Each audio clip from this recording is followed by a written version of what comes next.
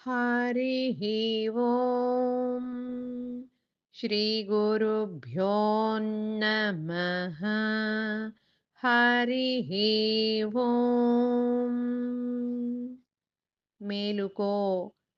సంధ్యాకాలంలో సంధ్యా సాధనలు చేస్తే ఏమవుతుంది అంటే, ప్రతి 6 గంటలకు ఒకసారి ఈశ్వరారాధన ఏర్పడుతుంది. హరిః ఓం శ్రీ గురుభ్యో నమః. హరిః ఓం పూర్ణబోధోపదేశిక గురువరేణ్యులు విద్యాసాగర స్వామి వారి బోధ నుండి. హరిః ఓం శ్రీ గురుభ్యో నమః. హరిః ఓం